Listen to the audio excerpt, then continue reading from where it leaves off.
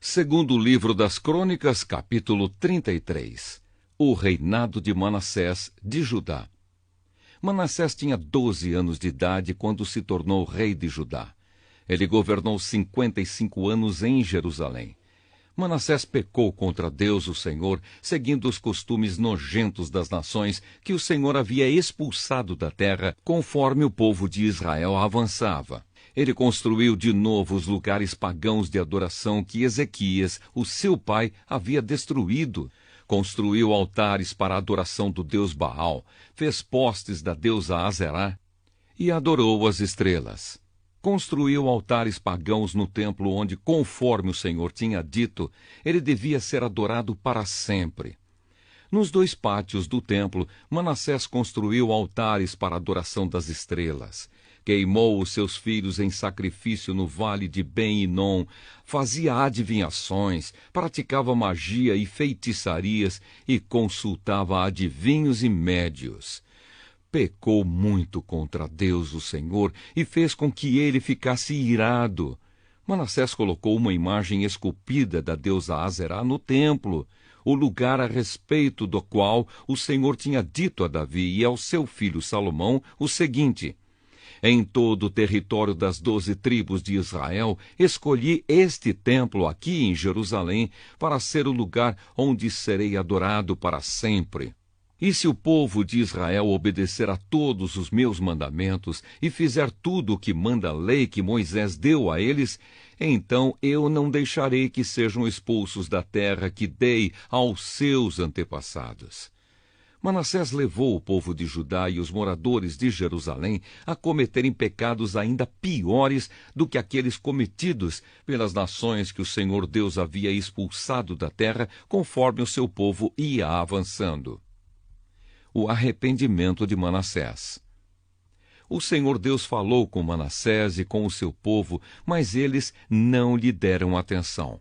Por isso, Deus deixou que os comandantes do exército assírio invadissem o país de Judá. Eles prenderam Manassés com ganchos, amarraram com correntes e o levaram como prisioneiro para a Babilônia. No seu sofrimento, Manassés orou com fervor ao Senhor seu Deus. Cheio de humildade, ele se arrependeu diante de Deus dos seus antepassados. Deus ouviu a sua oração e atendeu o seu pedido, deixando que ele voltasse para Jerusalém e fosse rei de novo. Aí Manassés declarou que o Senhor é Deus. Depois disso, Manassés construiu uma muralha muito alta em volta da cidade de Davi.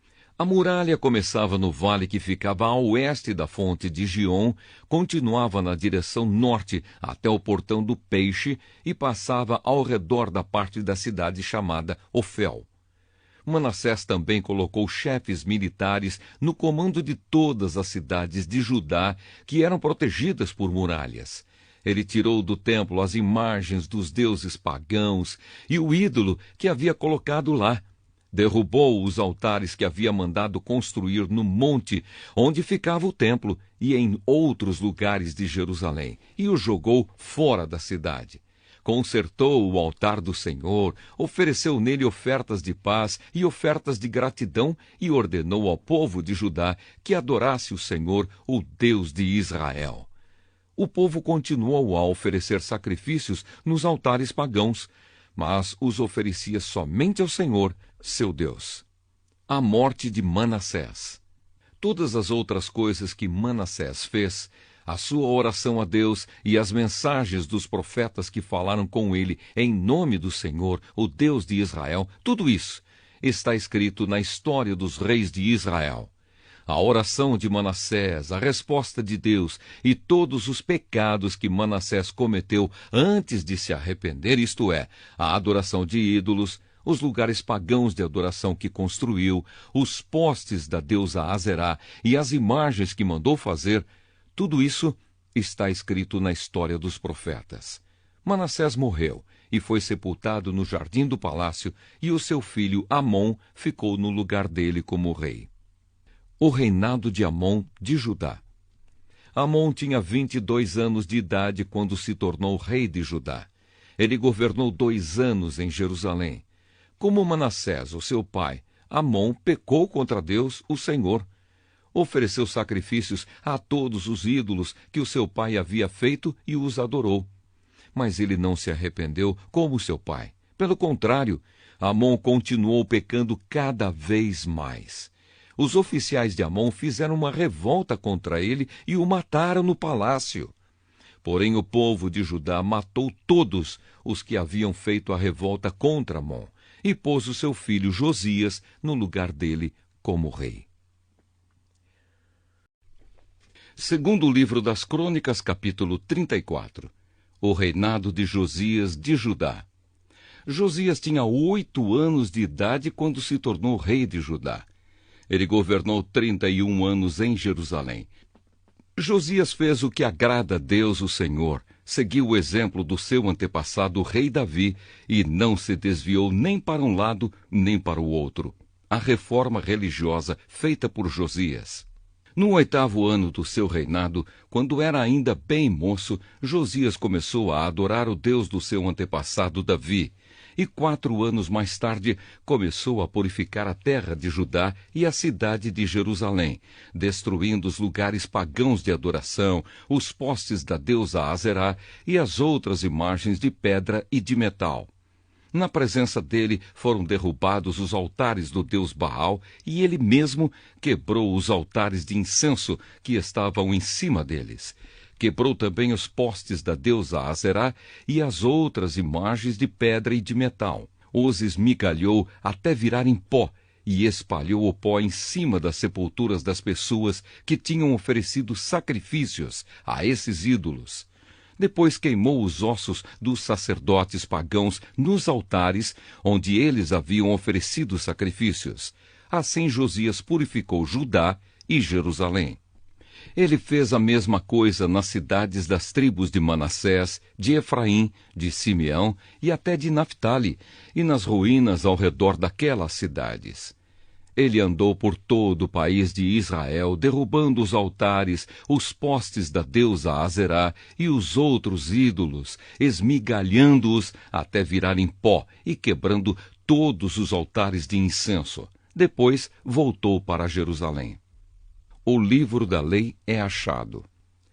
No ano 18 do seu reinado, depois de ter purificado o país e o templo, Josias enviou os seguintes homens para fazerem os concertos no templo: Safã, filho de Azalias, Maaseias, o governador de Jerusalém, e o conselheiro do rei Joá, filho de Joacás.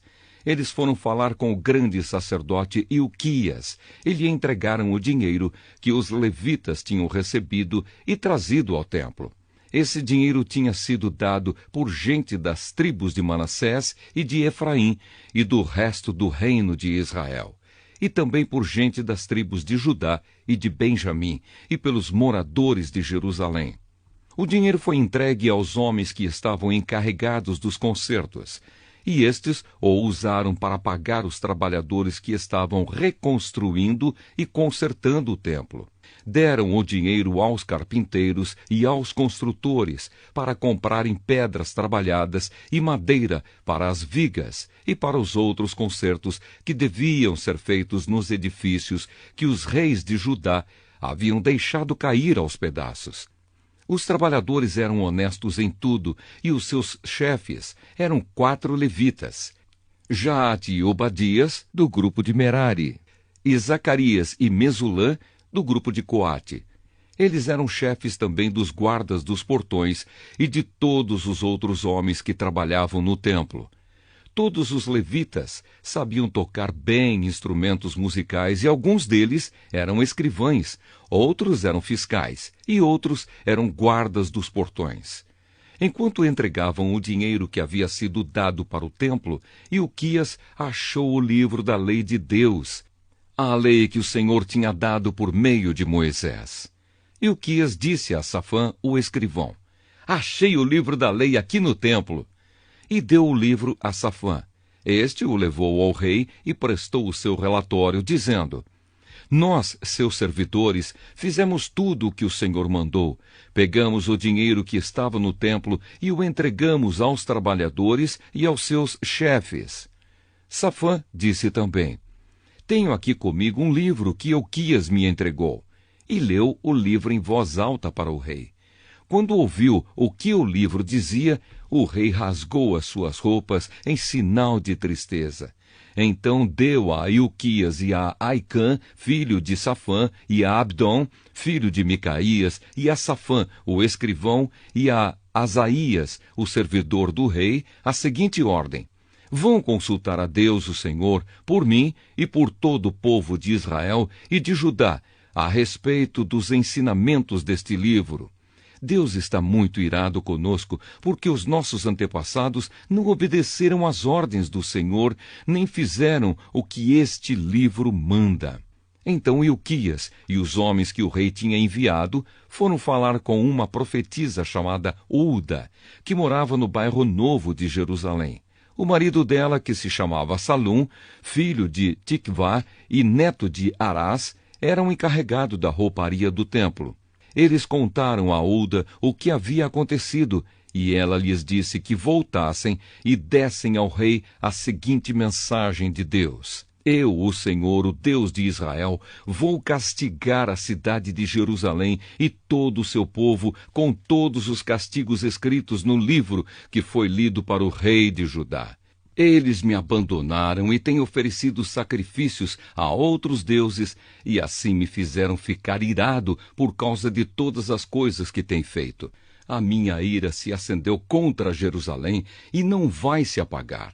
Eu, o Senhor, o Deus de Israel, digo isto ao rei: você ouviu o que está escrito no livro e se arrependeu e se humilhou diante de mim, rasgando as suas roupas e chorando quando ouviu como ameacei castigar a cidade de Jerusalém e o seu povo. Eu ouvi a sua oração e, por isso, só depois da sua morte é que vou castigar Jerusalém e o seu povo. Vou deixar que você morra em paz. Então os homens levaram ao rei essa resposta. Josias renova a aliança com Deus. O rei Josias mandou que todos os líderes de Judá e de Jerusalém se reunissem, e todos foram juntos até o templo, acompanhados pelos sacerdotes, pelos levitas e por todo o resto do povo de Jerusalém e de Judá, desde os mais importantes até os mais humildes. Então o rei leu diante deles todo o livro da aliança que havia sido achado no templo. Ele ficou perto da coluna real em pé e fez com Deus, o Senhor, uma aliança, pela qual eles lhe obedeceriam e guardariam as suas leis e mandamentos com todo o coração e com toda a alma. E também cumpriram tudo o que a aliança mandava fazer, como estava escrito no livro. Então Josias fez com que todo o povo de Jerusalém e da tribo de Benjamim prometesse ser fiel à aliança. Assim os moradores de Jerusalém foram fiéis à aliança feita com o Deus dos seus antepassados. Josias acabou com todos os ídolos nojentos que havia nas terras dos israelitas e fez com que todos os israelitas adorassem o Senhor, seu Deus. Enquanto Josias viveu, o povo não deixou de obedecer ao Senhor, o Deus dos seus antepassados. Segundo o livro das Crônicas, capítulo 35, a comemoração da festa da Páscoa. Josias comemorou em Jerusalém a festa da Páscoa em honra de Deus, o Senhor. No dia 14 do primeiro mês foram mortos os carneiros para a festa. Ele pôs os sacerdotes nos seus lugares de serviço no templo e os animou a fazerem bem o seu trabalho. Depois mandou chamar os levitas, que ensinavam a lei de Deus a todos os israelitas, e que eram separados para o serviço do Senhor, e lhes disse: ponham a arca da aliança no templo, construído pelo rei Salomão, filho de Davi. Daqui em diante, vocês não precisarão carregá-la nos ombros. Dediquem-se ao serviço do Senhor nosso Deus e do seu povo de Israel. Organizem-se para o serviço por grupos e por famílias, de acordo com as ordens escritas pelo rei Davi de Israel e pelo seu filho Salomão.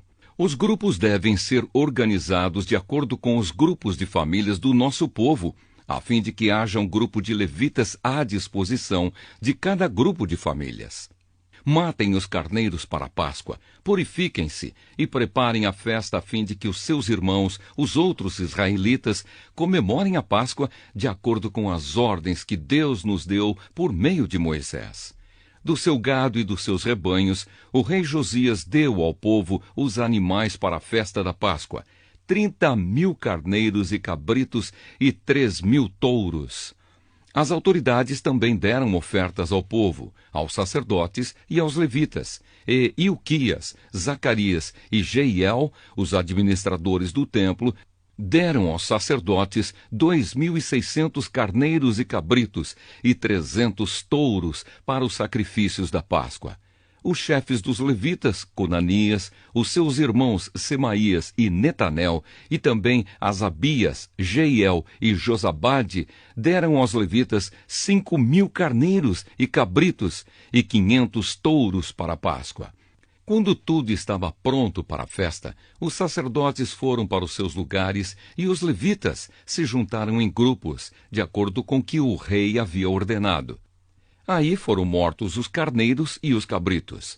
Os levitas tiravam a pele dos animais, davam o sangue aos sacerdotes e estes borrifavam o altar com ele. Entregaram ao povo, segundo os grupos e famílias, a gordura dos animais que seria queimada como sacrifício a Deus, o Senhor, de acordo com o que a lei de Moisés manda. E fizeram a mesma coisa com os touros. Depois assaram os animais de acordo com a lei. Cozinharam as outras ofertas sagradas em panelas, caldeirões e frigideiras e distribuíram rapidamente para todo o povo. Em seguida, os levitas prepararam o que era deles e dos sacerdotes, os descendentes de Arão. Os levitas precisaram fazer isso porque os sacerdotes ficaram ocupados até a noite, oferecendo a Deus os animais que eram completamente queimados e a gordura. Os cantores do grupo de Asaf estavam nos seus lugares, de acordo com as ordens do rei Davi e de Asaf, de Emã e de Gedutum, o profeta do rei. Os guardas também estavam nos seus lugares, guardando os portões do templo. Nenhum deles precisou abandonar o seu posto, pois os seus colegas, os outros levitas, prepararam a parte dos sacrifícios que era deles. Assim tudo foi feito naquele dia para a adoração de Deus, o Senhor, como o rei Josias havia ordenado. Comemoraram a festa da Páscoa em honra do Senhor e apresentaram as ofertas que eram completamente queimadas no altar. Durante 7 dias, todos os israelitas que estavam em Jerusalém tomaram parte na festa da Páscoa e na festa dos pães sem fermento. Desde o tempo do profeta Samuel, os israelitas nunca haviam comemorado uma festa da Páscoa como esta. Nenhum outro rei de Israel comemorou a festa como Josias fez com os sacerdotes e os levitas, com o povo de Judá e de Israel, que estava presente, e com os moradores de Jerusalém. Foi no ano 18 do seu reinado que essa Páscoa foi comemorada. O fim do reinado de Josias. Depois de tudo isso, quando Josias já havia acabado de pôr em ordem o templo e o culto, o rei Neco, do Egito, marchou com o seu exército para lutar em Carquemes, que ficava na beira do rio Eufrates. Josias saiu com o seu exército para lutar contra ele, mas Neco lhe mandou a seguinte mensagem: Rei de Judá, você não tem nada a ver com esta luta. Eu não vim lutar contra você, mas contra os meus inimigos, e Deus mandou que eu me apressasse. Deus está comigo, portanto, se você lutar contra Deus, ele o destruirá. Mas Josias não voltou atrás. Ele não quis dar atenção ao aviso que Deus estava dando por meio do rei Neco. Pelo contrário, ele se disfarçou e marchou para lutar contra Neco no Vale do Megido. Os soldados egípcios atiraram flechas contra Josias e ele gritou para os seus oficiais: Estou gravemente ferido! Tirem-me daqui! Os oficiais o tiraram do seu carro de guerra e o puseram em outro carro e o levaram para Jerusalém. Josias morreu e foi sepultado nos túmulos dos reis. Todo o povo de Judá e de Jerusalém chorou a morte dele. O profeta Jeremias compôs uma lamentação em honra de Josias. Até hoje, os cantores e as cantoras cantam essa canção quando choram a morte de Josias. Já se tornou costume em Israel cantar essas canções que se acham na coleção de Lamentações. Josias fez muitas outras coisas e praticou atos de bondade em obediência à lei de Deus, o Senhor. Tudo o que ele fez, desde o começo até o fim do seu reinado, está escrito na história dos reis de Israel e de Judá. Segundo livro das Crônicas, capítulo 36. O reinado de Joacás de Judá. O povo de Judá escolheu Joacás, filho de Josias, e o colocou como rei em Jerusalém, em lugar do seu pai. Joacás tinha 23 anos de idade quando se tornou rei de Judá. Ele governou 3 meses em Jerusalém. Joacás foi tirado do trono pelo rei Neco, do Egito, o qual também obrigou o povo de Judá a pagar 3.400 quilos de prata e 34 quilos de ouro. Neco pôs Eliaquim, irmão de Joacás, como rei de Judá e de Jerusalém, e mudou o nome dele para Jeoaquim. Joacás foi levado por Neco para o Egito. O reinado de Jeoaquim de Judá. Jeoaquim tinha 25 anos de idade quando se tornou rei de Judá e governou durante 11 anos em Jerusalém. Ele fez aquilo que não agrada ao Senhor seu Deus. Nabucodonosor, rei da Babilônia, invadiu o país, prendeu Jeoaquim e o mandou preso com correntes para a Babilônia. Nabucodonosor levou também alguns objetos do templo para a Babilônia e os colocou no seu palácio. O resto da história de Jeoaquim, as coisas nojentas que fez e as acusações que foram feitas contra ele, tudo isso está escrito na história dos reis de Israel e de Judá. E o seu filho Joaquim ficou no lugar dele como rei. O reinado de Joaquim de Judá. Joaquim tinha 18 anos de idade quando se tornou rei de Judá. Ele governou 3 meses e 10 dias em Jerusalém. Joaquim fez coisas erradas que não agradam a Deus, o Senhor. Na primavera daquele ano, o rei Nabucodonosor mandou prendê-lo e levá-lo como prisioneiro para a Babilônia, levando também os objetos mais valiosos que havia no templo. E Nabucodonosor colocou Zedequias, tio de Joaquim, como rei de Judá e de Jerusalém. O rei Zedequias de Judá. Zedequias tinha 21 anos de idade quando se tornou rei de Judá. Ele governou 11 anos em Jerusalém. Zedequias fez coisas erradas que não agradam a Deus, o Senhor. E também não se humilhou diante do profeta Jeremias, que anunciava a mensagem do Senhor. A tomada de Jerusalém. Zedequias se revoltou contra o rei Nabucodonosor, que o havia obrigado a jurar pelo nome de Deus que seria seu aliado. Foi teimoso e não quis se arrepender e voltar para o Senhor, o Deus de Israel. Além disso, as autoridades de Judá, os sacerdotes e o povo estavam pecando cada vez mais, seguindo o exemplo dos povos pagãos e adorando ídolos. Com isso, profanaram o templo que o Senhor havia escolhido como lugar santo onde ele devia ser adorado. O Senhor, o Deus dos seus antepassados, continuou a avisá-los por meio dos seus profetas, porque tinha pena do seu povo e do templo, a sua casa. Mas eles riram desses mensageiros de Deus, rejeitaram as suas mensagens e zombaram deles. Finalmente, Deus ficou tão irado com o seu povo que não houve mais remédio. Então Deus fez com que o rei da Babilônia marchasse com o seu exército contra eles. Ele matou os moços à espada, até mesmo no templo, e não teve dó de ninguém, nem dos moços, nem das moças, nem dos adultos, nem dos velhinhos. Deus entregou todos nas mãos do rei da Babilônia. Este pegou todos os objetos do templo, os grandes e os pequenos, todos os tesouros do templo, do rei e das altas autoridades, e levou tudo para a Babilônia. Os soldados queimaram o templo, derrubaram as muralhas de Jerusalém, queimaram todos os palácios e destruíram todos os objetos de valor.